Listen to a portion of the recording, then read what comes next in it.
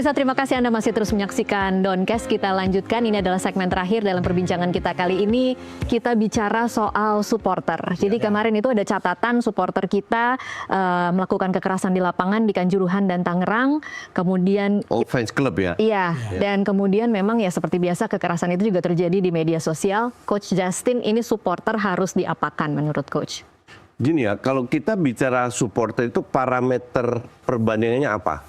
Kalau saya bandingkan dengan supporter di luar negeri, di Brazil sama aja itu tingkalan. Di mana-mana supporter di mana-mana sama aja. Saya kan dulu mantan supporter FC Utrecht. Dulu security nggak kuat sekarang. Kita sering juga ribut sama tawuran sama fans Ajax.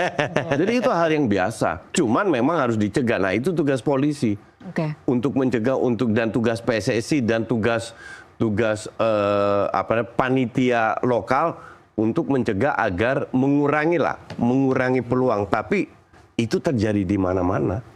Ada tidak bayangan Coach bahwa harus ada satu sistem edukasi terhadap supporter kita supaya kalau kemudian terjadi apa-apa di lapangan, kadang-kadang kan di medsos itu kan lebih sadis ya serangannya terhadap individu-individu yang kemudian tidak disukai oleh netizen Indonesia. Harus seperti apa kira-kira? Edukasi sih saya rasa udah dijalankan, silaturahmi antar contoh aja ketua Bobotoh sama ketua Jakmania. Kan mereka sudah mulai ada komunikasi. Harusnya acara seperti ini kan mengurangi konflik. Tapi konflik itu nggak bisa hilang. Nah, kalau soal sosmed, ya orang itu tugas orang seperti saya untuk menginfluence mereka. Karena internet itu kan nggak ada, ibarat nggak ada filternya ya. Iya, jungle ya. Iya, mau ngomong di akun di seluruh dunia mereka bisa, ya kan. Tapi untuk influencer tugas kita untuk mengatakan atau memberi masukan agar jangan merendahkan martabat kita sendiri. Dalam kasus yang terakhir kan karena supporter kita dianggap bersikap rasis ya. Iya. Karena itu kan ekor dari perlakuan pertandingan ketika kita menghadap Bahrain di tempat sana. Saya menilai supporter timnas kita itu sangat sopan. Saya sangat setuju sopan. dengan itu. Serius? Ya, betul. Dibanding supporter klub, supporter timnas jauh lebih gampang diatur. Ini di lapangan atau di sosial media? Di lapangan ya. Saya rasa di lapangan dan sosial media. Karena di sosmed yang suka yang barbar lah. Itu saya rasa bukan fans timnas. Siapa mereka? Ya orang-orang yang bisa kecewa, yang mungkin nggak nonton timnas, yang nggak ngerti sikon lah.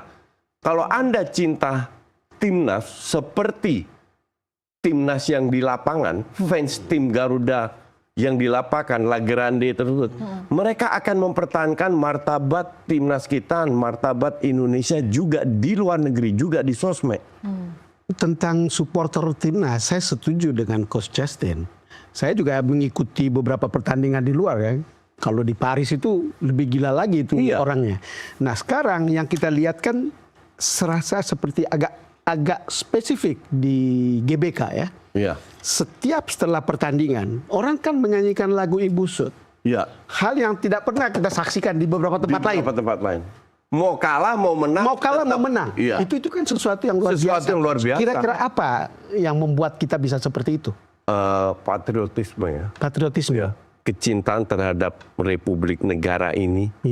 Kecintaan terhadap timnas, terhadap sepak bola.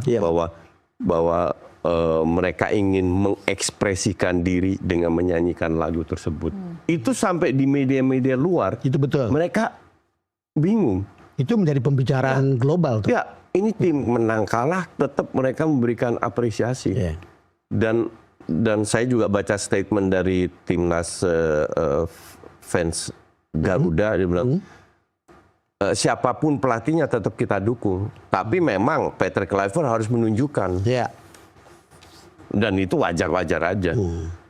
Jadi jangan digabungkan antara fans timnas dan fans klub. Fans timnas itu masih jauh lebih sopan loh. Saya beberapa kali hampir semua ikut nonton dan itu oke aja sebetulnya. Oke. Meskipun untuk laga Cina ini kan kita memang juga kena imbasnya ya, ada pengurangan jumlah penonton 15%, kemudian ya itu denda 400 juta. Kira-kira akan berpengaruh pada penjagaankah harus Atau semangat supporter? Atau justru saya melihat selalu melihat hal dari sisi yang positif ya. Ini pelajaran buat kita. Cuman kalau dibilang apakah tidak akan terulang lagi? Enggak. Yang kita lakukan itu kan sebuah reaksi, bukan aksi. That's different. Reaksi terhadap perlakuan yang kita alami pada saat kita away. Kita sekarang di kanan bereaksi. Tapi kita tidak pernah mengambil step pertama untuk melakukan tindakan rasis atau apa hal yang bukan saya benarkan ini. Tapi bukan sebuah aksi. Nggak pernah kita itu. Sepengalaman Coach Justin, ini kalau lihat supporter kita semangatnya seperti itu mensupport timnas, itu apakah itu juga jadi beban mental bagi para pemain atau justru membuat mereka lebih bergairah dan lebih bersemangat? Bensinnya lebih kebakar ya? Itu setiap pemain berbeda. Itu setiap pemain berbeda. Jadi ada yang merasa tertekan, tapi semoga tertekan cuma 10 menit, 15 menit. Habis itu mereka semangat. Tapi ada yang nggak ngaruh sama sekali. Kan kembali lagi ke jam terbang hidup, ke usia, ke pengalaman. Jadi nggak bisa kita pukul rata satu tim. Tapi itu tiap individu berbeda. Itulah tugas pemain-pemain senior kayak Itses, kayak Tom, kayak Kelvin, kayak Kevin Dix untuk saling mensupport di dalam. Saling memotivasi, mengkoreksi, mengkritik, nggak ada masalah. Nah itu yang penting kan pemain-pemain harus bisa menurunkan egonya. Mau dikritik, mau dimaki-maki, mau di apa, demi kepentingan bersama. Iya, jadi pemain itu nggak boleh baper. Nggak boleh baper. Nggak boleh baper. Itu yang repot. Ya karena mungkin memang tanggung jawab satu negara seolah-olah ada di pundak mereka. Iya.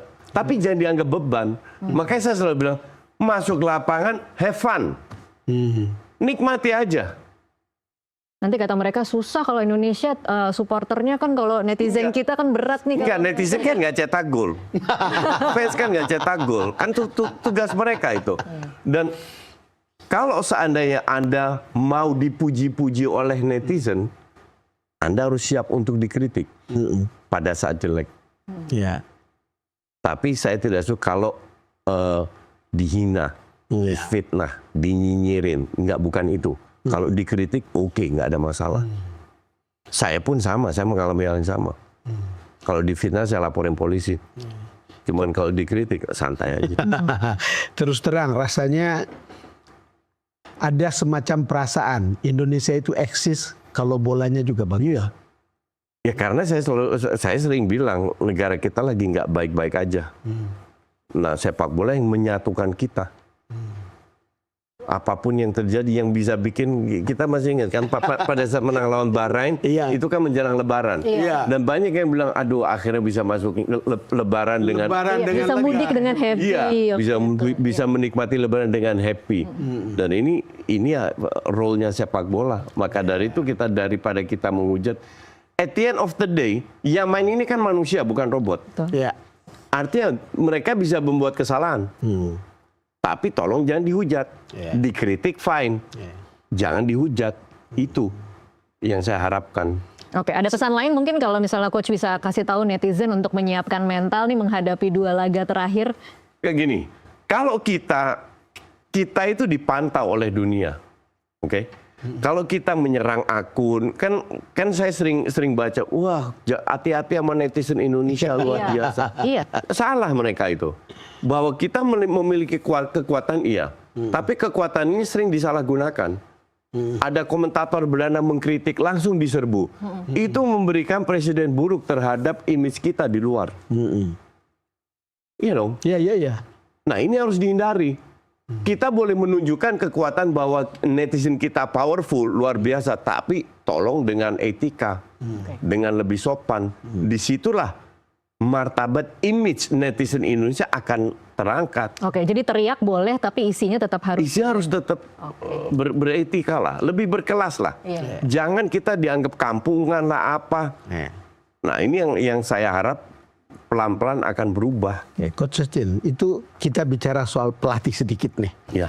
Itu apakah Anda melihat sesuatu yang berubah, sesuatu yang lebih maju dari pendekatan, kalau dilihat dari pemain yang direkrut ini, dari pendekatan yang dibuat oleh Patrick Kluivert maupun oleh Alex Pastoor? Oke, jadi ada sebuah perubahan yang mungkin tidak dipantau oleh yang kita kenal itu kan Kluivert, Pastoor, sama Lansat. Betul, Lansat ya. Masih ada pelatih kiper, pelatih ini. Mendadak saya lihat ada mantan pemain Belanda, mantan pemain Feyenoord, Reggie Blinker. Ternyata masuk juga di staff. Oh ya? Jadi ada beberapa yang masuk di staff yang nggak terekspos, luput dari media. Dia mantan pemain. Tugasnya apa nggak tahu juga saya. Tapi pasti dia punya job dong. Jadi memang staf pelatih ini agak gemuk, cukup gemuk lah. Dengan pemain-pemain yang nampaknya 3 pelatih yang kita kenal ini butuh bantuan juga di bidangnya masing-masing. Karena itu benar-benar saya kaget lah. Kok Reggie Blinker ada di sini pakai jersey timnas Indonesia? Padahal nggak ada yang tahu dia siapa dan nggak itu. Ya kebetulan saya tahu karena saya nonton dia waktu dia masih muda. Kan ada cerita yang beredar juga bahwa Simon Tahamata itu menjadi head of scouting-nya. Benar nggak? Menurut Pak Sumardi yang saya baca di salah satu media besar, itu hoax. Jadi berita ini lahir dari satu media yang namanya Football Premier. Ini media yang cukup dikenal tapi bukan media yang top. Saya cek karena saya tiap hari baca koran Belanda. Saya cek di Football International, di Telegraph, di AD Sport dan lain. Nggak ada berita itu. Tidak ada berita itu. Tidak di IG-nya Simon. Tidak dari PSSI. Jadi nggak ada. Dari mana sumbernya kita nggak tahu ya? Ya dari Football Premier. Ya mungkin dari gosip antar pemain atau apa-apa. Tiba si sang wartawan mendadak mengambil kesimpulan. Ya hal kayak gitu kan terjadi di Indonesia juga. Ada satu hal nggak diverifikasi langsung diambil alih. Kopas. Enggak, itu saya lebih percaya Pak Sumarji. Kalau Pak Sumarji bilang itu hoax, ya saya percaya. Oke. Kalau dari point of view pelatih, lagi-lagi Coach Justin, bagaimana dia harus mempertimbangkan ketika dia mengecilkan dari 32 ini menjadi 23, apa yang harus jadi pertimbangan-pertimbangan? Pemain yang karakternya sama, tapi jam terbangnya atau kualitasnya kurang, itu akan tercoret. Itu satu. Ada lagi nggak? Mungkin pemain yang pada saat latihan, kan mereka latihan bersama nih, menunjukkan fighting spiritnya. Jadi Bali ini penting ya, melihat bagaimana Bali ini nanti penting. Persiapan itu jauh lebih signifikan daripada pertandingan. Pertandingan ada menikmati hasil persiapan. Jadi latihan ini sangat penting. Pada saat latihannya benar dalam waktu berapapun waktunya di pertandingan itu menikmati hasil latihan dalam persiapan.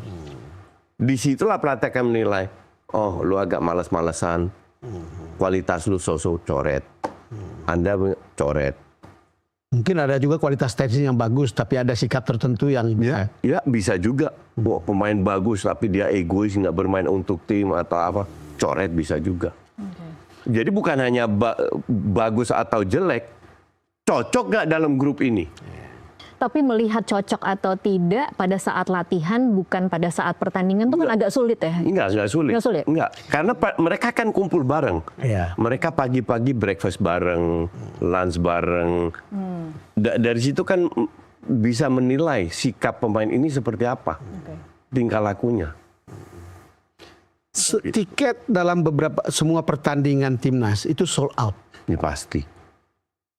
No doubt itu. Pasti sold out. Kalau kapasitas GBK 150.000 itu bisa penuh juga. Itu juga sold out. Maka dari itu saya pernah lontarkan statement yang agak kontroversial. Waktu itu masih pelatihnya Sintayong kan. Saya bilang Sintayong ini lebih ngetop daripada BTS atau Blackpink. Karena kalau Blackpink datang ke Indonesia 10 kali sold out, ke-20 kali mungkin belum tentu. Ya kan, ke-30 kali orang mungkin juga bosen. Tapi kalau timnas main, sold out terus. tapi itu joke dulu. Nggak, kembali sekarang bukan masalah pelatih, tapi artinya kalau timnas main, siapapun orang pasti sold out. Ya kan ada pernyataan-pernyataan sebelumnya. Ini kan banyak pemain naturalisasi. Ya. Lalu kemudian tapi peminat penontonnya itu besar. Kan ada juga kritik terhadap naturalisasi. Ya bebas, kita hidup di negara demokrasi, wajar-wajar aja. Itu hak mereka kan. Tapi realitanya adalah dengan begitu. pemain naturalisasi kita bisa bermimpi untuk masuk Piala Dunia. Belum tentu lolos, bermimpi aja. 10 tahun yang lalu nggak ada itu. Mimpi aja nggak berani. Nggak berani. Mimpi kita kan dulu juara AFF, juara SEA Games. Iya. Sekarang itu berubah. Kan? Sekarang minimal dengan proyeknya Erick Thohir ini kita berani bermimpi. Berani bermimpi. Belum tentu terrealisasi, tapi dulu mimpi aja nggak berani kita. Iya dong. Iya. Jadi kan udah ada progres yang luar biasa. Itu yang berubah. Jadi kalau dikritik, ya apa ini namanya selera juga. Iya. Jadi apa yang paling dinanti-nantikan oleh Coach Justin ketika kita dalam beberapa minggu ke depan ini menjelang 5 Juni, apakah cukup penasaran dengan 11 pemain Liga 1 itu kira-kira siapa yang akan Saya udah siapapun masuk nggak peduli ya? Iya. Dan saya cukup punya percaya diri terhadap komposisi pelatih dan kualitas pemain kita. Ujung-ujungnya kayak yang saya bilang, yang tengah itu akan main ya itu. Sekarang kalau belakang juga itu aja. Kalau saya minta coach milih, main indah atau menang? Indah dan menang. Orang selalu memilih pilihan main jelek menang atau main indah kalah. Kenapa pilihannya nggak indah dan menang? Iya, indah dan menang. Ya. Nggak kebayang kalau memang bisa disuguhkan permainan seperti itu, kita naik kelas. Kalau saya harapkan kita bermain seperti Bahrain di babak pertama. Iya. Semua berharap seperti tapi itu. 90 menit. Enggak 45 menit. Tapi ketika Bahrain memang banyak yang tenaganya kayak kalau kita perhatikan pada saat peluit wasit tiup peluit babak pertama, itu Kelvin Orleromentong ya jatuh di lapangan. Mukanya udah kayak kayak udang rebus, tinggal dimakan. Saya bilang sama Tom Haye, waktu match apa, mukamu udah merah di menit ke depan. Terus dia jawabnya, iya. Udah siap untuk dimakan ya. Saya bilang udah kayak udang rebus, dia bilang siap untuk dimakan ya. Dia pun mengakui. Iya. Wow. Tapi ya it's okay. Ini it's matter death or alive. Jadi dan tetap bangganya kalau mereka akan menang ya. Ya. Oke, baik. Kita sama-sama saksikan. Masih panjang ini sebenarnya 2 minggu ke depan, masih 5 Juni. Kita bisa, saya kira anything can happen. Sebelum pertandingan itu, beberapa hari lagi kita undang lagi. Undang lagi. Setelah pertandingan kita undang lagi, kita langsung Coach Justin jangan bosan-bosan kalau kita undang terus-menerus untuk membahas tim. Kalau saya ada waktu saya mampir. Iya. Terima kasih untuk waktunya Coach Justin. Dan pemirsa, demikianlah Doncast untuk saat ini. Saya Tasya Ludmila. Dan saya Don Bosco Selamat. Terima kasih atas perhatian Anda dan sampai jumpa.